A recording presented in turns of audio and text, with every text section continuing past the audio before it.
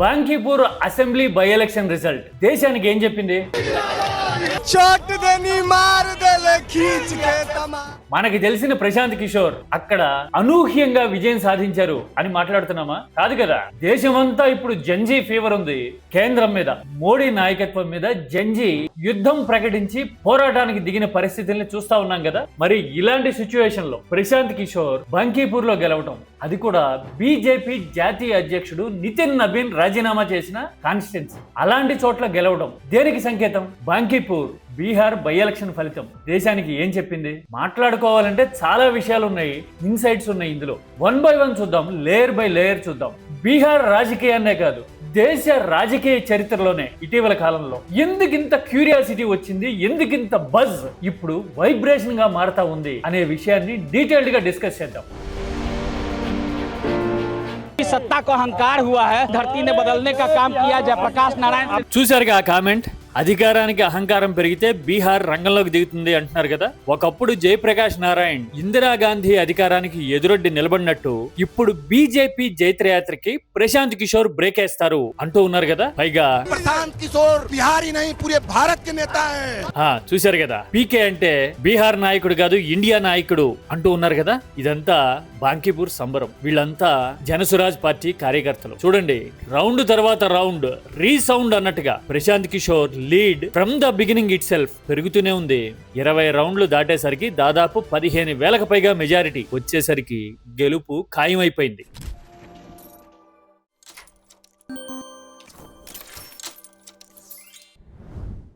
Bankipur by election. Bankipur అంటే Patna west అని కూడా అంటారు. రాజధాని పట్నాలోనే వెస్ట్ నియోజకవర్గం. ఎందుకని ఇప్పుడు టాక్ ఆఫ్ ద కంట్రీ అవుతుంది, దేశమంతా మాట్లాడుతోంది. ఒక అసెంబ్లీ కాన్స్టిట్యున్సీకి బై ఎలక్షన్ జరిగింది, అంతే కదా. అంత ప్రత్యేకమైన విషయం ఏముంది ఇందులో? Yes, there are so many reasons. ఎందుకని? ఏంటా రీజన్స్? బాంకీపూర్ బీజేపీ అధ్యక్షుడు నితిన్ నబీన్ ఖాళీ చేసిన సీటు. బీజేపీ అధ్యక్షుడు అయిన తర్వాత ఆయన రాజీనామా చేశారు. గత ఏడాది 2025లో జరిగిన ఎన్నికల్లో కూడా నితిన్ నబీన్ 4వ సారి ఆ కాన్స్టిట్యున్సీ నుంచి గెలిచారు. అంతకు ముందు నితిన్ నబీన్ ఫాదర్ నబీన్ కిషోర్ ప్రసాద్ ఆ నియోజకవర్గం నుంచి 4 సార్లు గెలిచారు. అంటే ఆయన కూడా వారసత్వ నాయకుడే, పరివారవాదే. అంటే తండ్రి 4 సార్లు, కొడుకు 4 సార్లు, 8 సార్లు వరుసగా బీజేపీ గెలుస్తూ వచ్చింది. Patna west seat, Bankipur seat. పైగా లోక్సభ కాన్స్టిట్యున్సీ చూసుకున్న పాట్నా సాహిబ్, ఆ నియోజకవర్గంలో కూడా బీజేపీ వరుసగా గెలుస్తూనే ఉంది. బంకీపూర్ అయితే 1995 నుంచి గత 30 ఏళ్లుగా అన్డిఫీటెడ్ బీజేపీ. అంత స్ట్రాంగ్ హోల్డ్, అర్బన్ ఫ్లేవర్.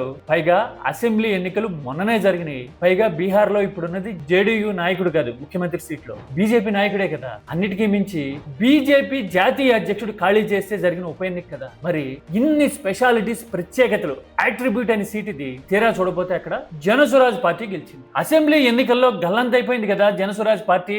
ఇప్పుడు ఆ పార్టీ అధ్యక్షుడు ప్రశాంత్ కిషోర్ ఇలా బై ఎలక్షన్ లో గెలవడం సంచలనం, బీహార్ లోనే కాదు దేశం అంతటా. ఎందుకని? ముందు బీహార్ సంగతి చూద్దాం. మీకు తెలుసా బీహార్ లో ఎలాంటి పరిణామాలు, ఫలితాలు వస్తాయి అని చెప్పడానికి? ఓటింగ్ పర్సంటేజ్ కూడా చాలా తక్కువ బీహార్ లో. ఇప్పుడు సపోజ్ ఈ బాంకీపూర్ లోనే తీసుకోండి, 41% పోల్ అయింది ఎప్పుడు ప్రీవియస్ అసెంబ్లీ ఎలక్షన్స్ లో. ఇప్పుడు బై ఎలక్షన్ జరుగుతుంటే 34% మాత్రమే రికార్డ్ అయింది పోలింగ్ పర్సంటేజ్. ఎందుకని?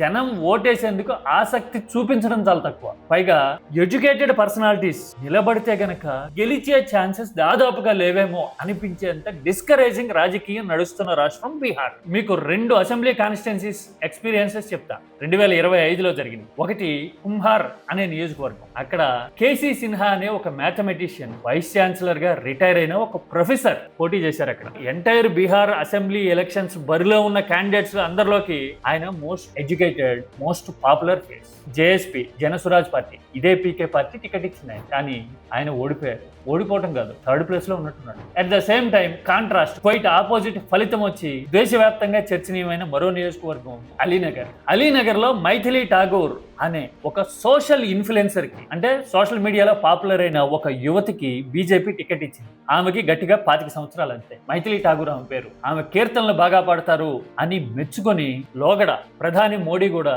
ఆమె కీర్తనల్ని షేర్ చేశారు అని బీజేపీ వాళ్ళు ప్రత్యేకంగా చెప్తారు. ఆ మైథిలి ఠాగూర్ ఎన్నికల సమయంలో ఇచ్చిన ఒక ఇంటర్వ్యూ దేశాన్ని అప్పట్లో కుదిపేసింది. చూడండి రిపోర్టర్ ఏమని అడిగాడో.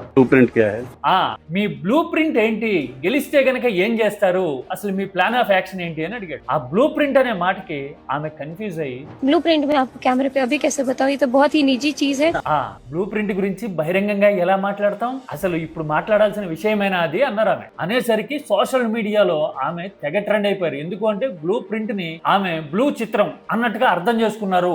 అందుకోసమే అసలు ఇక్కడ ఎలా మాట్లాడతాం అలాంటి విషయాలు అన్నారు అని తెగ ట్రెండ్ అయిపోవటం, ట్రోల్ అయిపోవటం కనపడింది. పైగా చదువుకున్న వాళ్ళు దేశవ్యాప్తంగా బీజేపీ తీరుని తప్పుపట్టేవాళ్ళు కనీసం బ్లూ ప్రింట్ అంటే అర్థం తెలియని, అవగాహన లేని మనిషికి టికెట్ ఇచ్చారు అని అప్పట్లో అన్నారు. కానీ ఆమె బ్రహ్మాండంగా అలీనగర్ నుంచి గెలిచారు. గెలవడమే కాదు, అక్కడ ఓళ్ళ పేర్లు మార్చడం కూడా చాలా సక్సెస్ఫుల్ గా ఆమె చేసుకుంటూ వెళ్తున్నారు. ఆ తర్వాత రీసెంట్ గా కేరళ లాంటి రాష్ట్రాల్లో అసెంబ్లీ ఎలక్షన్ జరిగితే అక్కడికి ప్రత్యేకంగా బీజేపీ వాళ్ళు మైథిలి ఠాగూర్ తీసుకెళ్లి ప్రచారం చేయించారు. యంగ్ ఎమ్మెల్యే, ప్రోగ్రెసివ్ ఎమ్మెల్యే ఈమె, ఇలాగా బీజేపీ యువతకి అవకాశాలు ఇస్తోంది అని చెప్పడానికి ఆమెని ఒక ఐకాన్ గా బీజేపీ ప్రొజెక్ట్ చేస్తుంది. ఎంత కాంట్రాస్ట్ సిచ్యువేషన్. ఇందాక చెప్పిన మ్యాథమెటిషియన్, రిటైర్డ్ ప్రొఫెసర్ ఏమో ఓడిపోయారు. బ్లూ ప్రింట్ విషయంలో ఫంబుల్ అయిన, కన్ఫ్యూజ్ అయిన మైథిలి ఠాగూర్ ని బీహార్ రాజకీయం ఐకాన్ గా ప్రొజెక్ట్ చేసింది. మరి ఇలాంటి చోట్ల ప్రశాంత్ కిషోర్ గెలుపు అనేది ఎందుకు కీలకం? రీసెంట్ గా ఆయన ఏం మాట్లాడారో ఒక 2-3 బయటలు పక్క పక్కన పెట్టి చూపిస్తారు. చూడండి. हम दिल्ली में देख रहे हैं, आगे देखिए,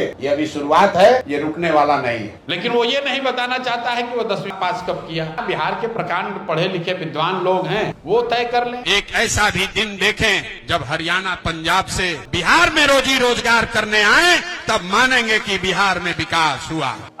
ఒకటి కాక్రోచ్ పోరాటం గురించి మాట్లాడుతూ ఉన్నారు. ఇంకొకటి బీహార్ కి దక్షత, తెలివి, అవగాహన ఉన్న నాయకత్వం కావాలి అని మాట్లాడుతూ ఉన్నారు. తనని గెలిపిస్తే గనక వాయిస్ అవుతా అని చెప్తూ ఉన్నారు కదా. అంటే ఈ మూడు ఆయన ఎజెండా. ఒకటి బీహార్ లో ఉన్న నాయకత్వం సమర్థమైంది కాదు అని చెప్పడం, కాక్రోచ్ పోరాటాన్ని వినిపించడం, ఎట్ ద సేమ్ టైం తనకి అవకాశం వస్తే గనక బీహార్ రాజకీయాన్ని మారుస్తా, మజ్దూరీ మీద అంటే కూలి పనులు చేసుకుంటూ మిగతా రాష్ట్రాలకి వలసెళ్లి బతకాల్సిన పరిస్థితిని రాబోయే రోజుల్లో అయినా తప్పిస్తా అని ఆయన ప్రచారం చేశారు. ఇప్పుడు గెలవడం చూస్తే ఏమర్థం అవుతుంది? ప్రశాంత్ కిషోర్ అజెండా సక్సెస్ అయింది, బీహార్ రాజకీయం మారబోతా ఉంది. ప్రశాంత్ కిషోర్ లాంటి తెలివైన, వాక్పటిమ, వాదన ఉన్న ఒక లీడర్ అసెంబ్లీలో నిలబడితే గనక బీహార్ రాజకీయం మారుతుంది అనుకోవచ్చా? ఎందుకని సమ్రాట్ చౌదరి 7th ఫెయిల్ అయ్యారు, 10th కూడా చదవలా అని రాజకీయ ప్రత్యర్థులు అంటూ ఉంటారు కదా. తేజస్వి యాదవ్ కూడా 10th చదవలా. మరి ఇలాంటి అధికార విపక్ష నాయకులు ఉన్న సభలోకి ప్రశాంత్ కిషోర్ అడుగు పెడితే ఇక అన్నిటికీ మించి జెన్జీ ఇంపాక్ట్. ఇప్పుడు యువత కళ్ళు తెరిచిందా, యువత ప్రశాంత్ కిషోర్ ని గెలిపించిందా అంటే आरजेडी का वोट, बीजेपी का वोट, पीके को वोट दिया।